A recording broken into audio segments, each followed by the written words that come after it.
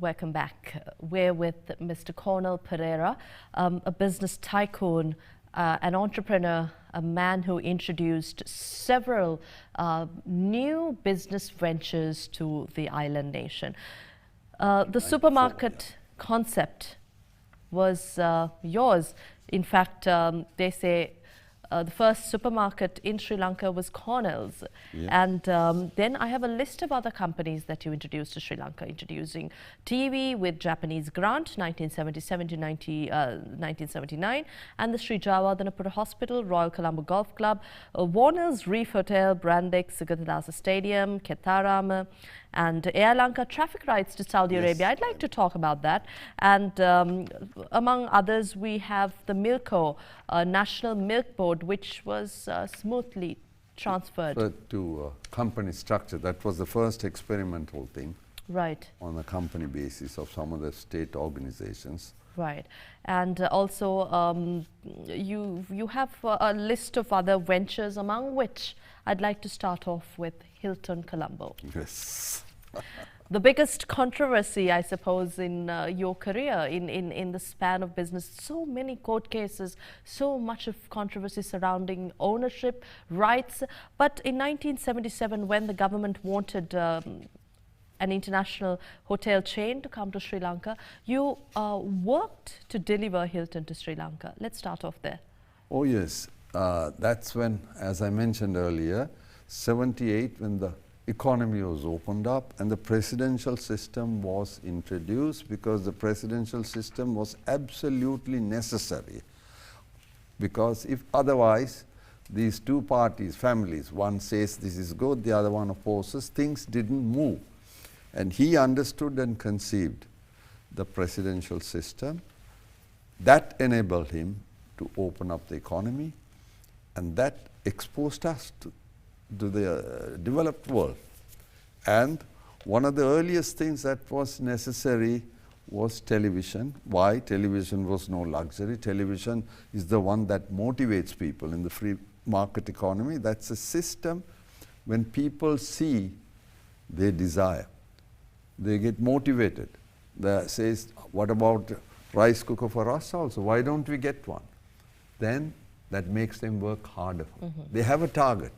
Otherwise, at that time, they were just happy with the thing called 2-in-1, Mr. Upali Vijayawardhana's radio and two things. That was all. That was the entertainment. Here, the wives, others, see and they want. And they work towards that. But Hilton, when we talk about Hilton Yes, Colombo, sure. This is a project that you overlooked when government wanted it, and there were two lands at the time for Sheraton and the Echelon Square for Hilton. What time was the land rate going at the time? Oh, they were all given by the government to everybody, including some of the foreign parties, on a long lease, 99-year lease. Everybody got this. It was the same deal, but President Jayawardena, or the then government, had allocated Sheraton to where the Taj is now, Golf Face. Echelon Square was to be given to whoever brought the Hilton. And there were some other hotels, also 3, 4 who were aspiring to bring in hotels.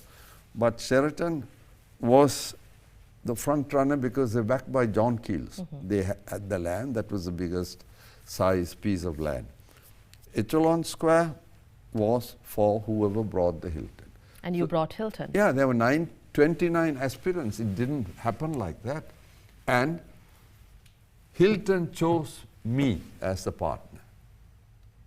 I did. So did you have to send in proposals, and was that a competent... Of course, it's a long, I mean, to build a Hilton. With 27 others who were competing with you? No, they were aspiring to get hold of the Hilton, then they could get Echelon Square. And they all fell by the wayside. There was John Keel's who were pushing Sheraton. And fortunately for me, the Hilton visitors who came here did the research study. At the end, when they asked, they said, we are going along with this boy Cornel. That's how I got the Echelon Square. There was no special favors, although it was made out by the Cornel and Company owned 56.14% of shares of Hilton back in the 1980s. Yes. This was after it was obviously introduced to the Sri Lankan market, but now you have zero ownership. No, it was expropriated by the government. And I am the legal owner. Even to date, we have 6 cases pending where the government just couldn't have touched it. We have all the judgments. I have an ex-employee. He is the villain behind this whole thing. They even got me to sign an agreement that I will not file action against him. He was so guilty after doing all this. And he was used first by President Chandrika. Hilton, not only was it a big, nice hotel, it recouped the country. Do you remember Black July? Black July? This was set up amidst all that. Yeah, Colombo was burning, everything was burned down. Notwithstanding, we moved forward. We had the backing of President Jayawardena, of course. Amid such chaos, how was it to set up a hotel? Yes, we'll talk about the cases, but I'm curious to know, to set up a hotel to attract an international brand to come to Sri Lanka. Yes. This would have been a massive task. It was a huge task. We had Saraswati Lodge, this one, nothing of that standard. And not only was this Hilton, not only did Hilton recoup the country after 83 July, Hilton coming here, investors all looked at us. And this was no ordinary Hilton. This is a class Hilton in this whole area. In South Asia, it's the best. It was built on the concept of non-aging. I have not been there since they took it over to date, but it looks new only to do some refurbishment. Non-aging concept, the hotel will last 100 years or even more. And that was not easy, especially this politics going around and people who used to call me JR Sketcher, so on. But Hilton was smart. They chose me. Talking about Hilton back in the day, Black July, yes. A dark period of Sri Lanka's history. I'm still curious to know about how operations went about.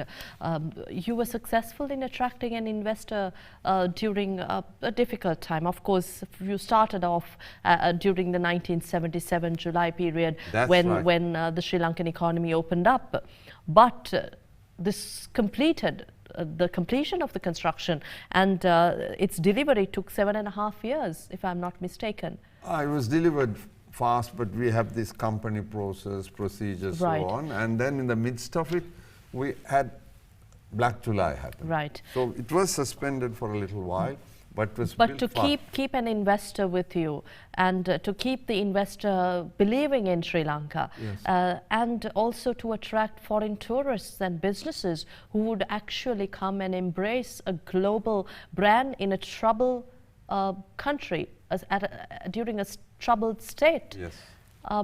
What was it like? What did you all really do at the time? We were determined to build the two things. I was very, very keen from day one. I put down payment of $2 million US for the lease. I've done everything that nobody else did in Sri Lanka. It's very easy to criticize later. Today, there isn't such a quality hotel, not only in Lanka, in South Asia. And why did this happen? As I mentioned before, at the age of 17, I was exposed to Tokyo. I saw progress. I was thinking, why not in our country? And President Jayawardena had the same dream. And he had said, I want Hilton, I want Sheraton. For Hilton, we give the echelon square. Whoever brings Sheraton, John Keels, they worked hard. Nobody. I am the only one who succeeded in bringing such a... I had this background. I went to school in Japan. I had political friends. And President Jayawardena was referred to as Kami-sama, God. And they helped Sri Lanka. They helped him. And they were keen. We were talking about Hilton Colombo, the fact that you have 0 shares in Hilton. I didn't have 0 shares. The government had 0 shares. The government had 0 shares, Yes. but now they have taken it over. But now legally, or maybe this is what we know, that Cornel Perera is no longer the owner of Hilton from 56.14% shares. When the government introduced the Revival of Underperforming Enterprises or Underutilized Assets Act number 43 of 2011, which was enacted obviously in 2011, your Hilton was taken over by the government. Overnight, in one day, along with 37 other companies. Government said this was to revive loss-making entities. What was the state of Hilton at the time? Hilton wasn't making any loss. They're always making profits. It's no credit to us or the locals who are hated by or disliked by or envious of the local people, especially some of the politicos. Hilton manages, and there has been no loss on the operations, no loss at all. But why do you think this happened? Now since you... Politics, envy, jealousy, anger, because I came from Pusallava, I was humiliated, say, Pusallava ngavilla, Walavatak happened, I get more angry. I am no second to anybody else. The contribution I have made for this country, I've got some information from the internet and so on. Nobody can. If somebody comes around, and I did it without asking for a vote nor receiving one. Anybody can match my contribution to the nation. You can go public everywhere and say, I will give the Hilton free to that person. Anybody can match. But what are you going to do about it now? Because you have no ownership. Legally I still have this. I don't know where you got this information from. I was and am the owner right throughout. They had no right. That's why that regime brought the Expropriation Act. If legally it was theirs, why should they bring that? And that fellow, my ex-employer, created the story, very well supported by President Chandrika. And what was it? To say one floor missing. How childish and immature can this be? When the Japanese government is supervising, Hilton is supervising, and we have a state guarantee of it. If there is a small difference in the structure, then the guarantee is not valid. It goes to the... There is good news in that case, because on the 20th, just a few days ago, Parliament passed the bill to repeal the Expropriation Act. So does this mean it's good news for you? It's good news for everybody, all 32. Repealing means what? You revert to the status quo. The government still has lost every case. Every case. They try to take it, and I can tell any other ministers, government, finance minister, they don't own us. Now they do, because in later on after we started, few years after, in the 90s, I gave Mr. Paskaralingam 8% shares. That's the first time the government owned any shares. When we started, their share score was nil, zero, not a single share. And they didn't give me the loan. I lobbied with the Japanese government, and I arranged the so-called yen loan with the conditionality. The moment the yen loan and interest thereon is settled, the shares shall revert to Cornel. Mr. Cornel Perera, a big name back in the day. It was, yeah, then yes. Yes, but certainly you look forward to still contributing to your motherland. Of course. I can't personally, but I want the country to move forward. But none of these companies are with you anymore? No, they all with me. What I created all with me, but what I created for the government like Milko, that's with the state. And that was a different assignment, requests made by the World Bank to the government to say, now we are going into the free market economy, we have to have some companies state-owned, brought into company structure. I created that. I was the founder chairman of Milko, which is called Milk Industries of Lanka Company Limited. The World Bank backed me and they told the president, we need this boy's supermarket. He's the guy we need to take this national milk board. It was a corrupt place with 3,700 employees. I scaled it down to 500. I went to Europe, I went to India, I studied under a very famous Indian who developed the dairy, who was chairman of the National Dairy Development of India, Mr. Kurian, Dr. Kurian. And I went to Europe to study this milk business on my own, with my own funds, because they had no monies. And I delivered Milko to this country, a nice company with 500 from 3,700, and there were two very nice, capable people who was one-time Treasury Secretary, Dr. Faiz Mohideen.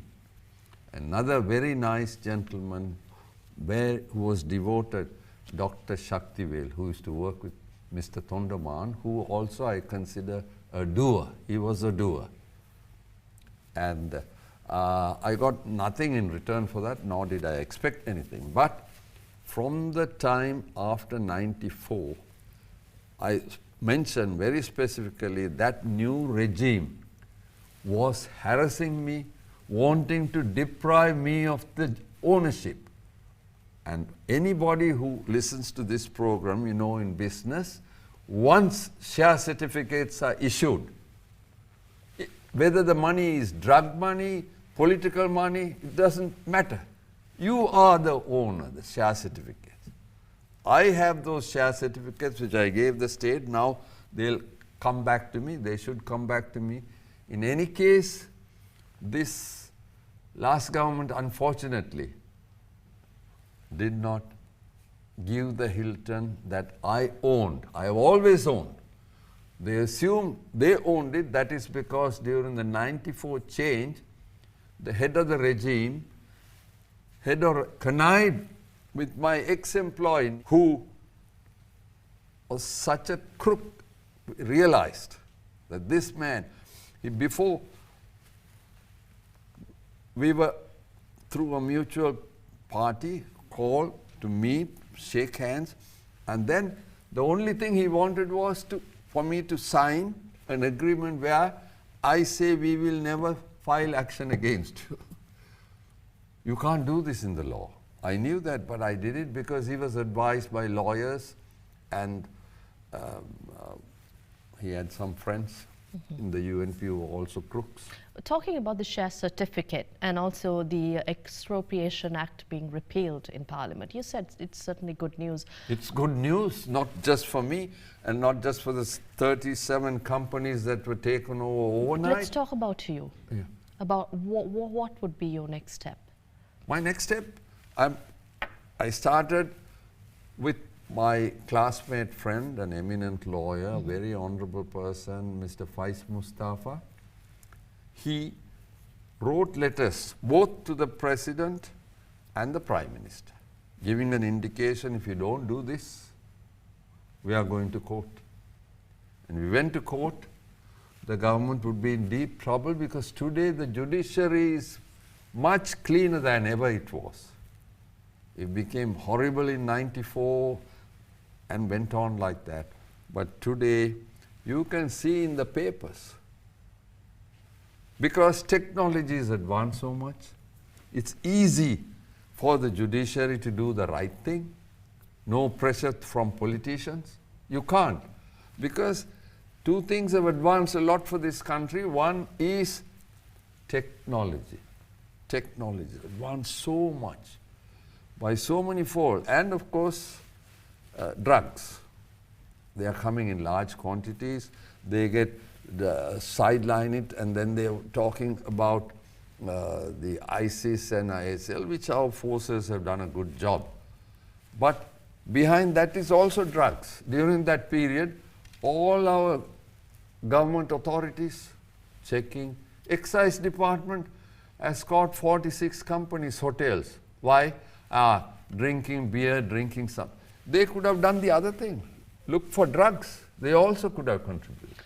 Talking about the government from 2015, of course, now the expropriation bill comes in 2019. This is a welcome move, you say, for investors. But are you saying also that the government has taken measures to create an environment where new investors can set up businesses? This is the first one. This should have been done long time ago. Any nations, even Russia, China, America, what are they looking for? For the economy to move forward, two basic essentials. One is the FDI, foreign direct investor. The second is tourism. London's funds come only on tourism. Government doesn't. USA, big economies. China, it was global factory and all that, but the money comes from foreign direct investment. They invest because it's cheaper to manufacture there. Tourism is the number two. This will now, for the first time, in the last so many years, 2011 this happened. Since then, people were frightened to put money in here because anyone would say, hey, they are backing your own local people. How safe are we? We bring funds from outside, we borrow from outside, we want to make money. Of course, that's what we come here. Nobody comes. When you say this should have been done long time ago, you were instrumental in the government of good governance coming into power together with Sobhita Thera. I'd like to take a look at a brief clip of your work together with the late Sobhita Thera.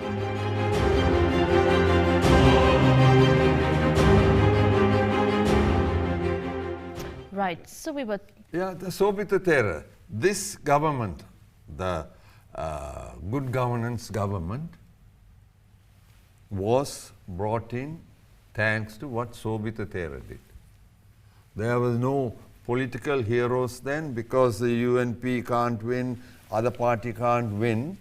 Sobhita Thera offered himself and said, for 6 months hand it over to me because he told me also, UNP එකට දෙනන්න බෑ මේකටත් බෑ අපි දැන් රට වෙනස් කරන්න ඕනේ. But do you think that change was accomplished, that the Venerable Sobhita Thera vied for back then and what you supported back then, was that change accomplished? Of course, that is why this government is here. That's how the so-called good governance came. Nobody voted for any one of those parties. The change that you intended to be achieved through the setting up of the government of good governance? No, the expectations less than 10%. Only. What has happened since then? Has there been good governance? Every day in Parliament they are accusing each other. They talk about the central bank issue, about 70% at one time of the working time of parliamentarians. Then you have the rest. The one is accusing the other side is accusing. Nothing, no credit has been given to anybody in the so-called good governance. Everybody is complained about. And this club of 225, today an average man says, Sir, all are rogues. This 225 is the worst, but that is the only club, 225, whose economy is moving forward, doing very well, their economy. But people's, no. But when you brought this government, when you supported the setting up, establishment of this government, you had a broader vision for businesses, FDIs, economy, and the Venerable Sobhita Thera too had a lot of policies and principles that was expected. Are you in consultation with the government or members of these politicians, representatives who were in touch with you back in the day? Oh, I don't want to mention that because it's very, very sad. It was hard for me to get. I brought this change along with Sobhita and fighting for this, for something for the people. The expectation, they expected very much. Nobody else, no party brought this change. Nobody voted for the UNP or the SLF, anybody else. They, because of Sobhita, wanted the regime change. So the votes went for regime change, not for UNP, not for this. You can see the common candidate and non-entity shows up. What is the way forward for this country? Now, it looks like you, somebody who was instrumental in bringing this government, and you are unhappy with the previous regime, but it seems that nothing has gone according to plan or the wishes of an average citizen. No. What are we to look forward to now? Now, if I was asked what is the remedy, I can tell very simply, the remedy is change the constitution. You can amend the constitution, change it within 3 months. But the club has created this fear of Moses thing. Janamata Vichar, it will take years. No, today technology has advanced so much. Within 1 week, 2 weeks, 3 weeks, you can change the constitution. Technology. Bangladesh, India, they've all done this online. The new generation. Do we really need to change the constitution to go forward? Oh yes, we need to change the constitution, very simple, because we have to give a constitution of the suffering masses. This is something. Not the rulers. This was brought into effect by the Ada Derana era. Oh, that was long time ago. Now, since then, there were two very good presidents, President Jayawardena and President Premadasa. Since then, have we had presidents with maturity? They are different targets. One is going for revenge and punishment, the other one for similar things. So right. Finally, we have very little time on the show, but I'd like to ask you, going forward, we're talking about presidents.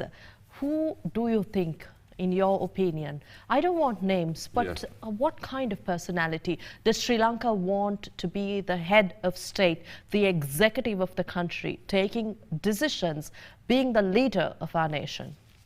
yes, you can't identify the person, but we need a person of maturity, experience, and we must change the constitution. You can do it within 1 month. Because technology is advanced. If we talk about the person again, Yeah, the person, actually in that club, hard to find a single person. So do we need a new face? We need a new face then. But those things don't work now. How can you bring in a new face from where? The electoral system is all done and clear. This is for so and so. If at the most we can have 4 candidates.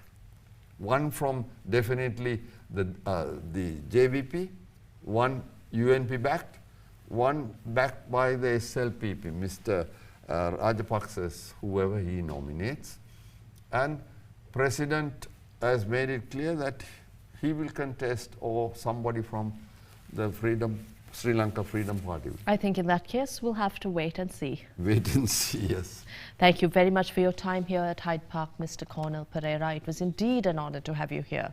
Thank you. I'm very grateful, especially since this Expropriation Act has been referred to in the Parliament and passed. So investors are now looking forward. Right. On that note, thank you very much for joining us at Hyde Park. We'll see you again next week at the same time with another episode.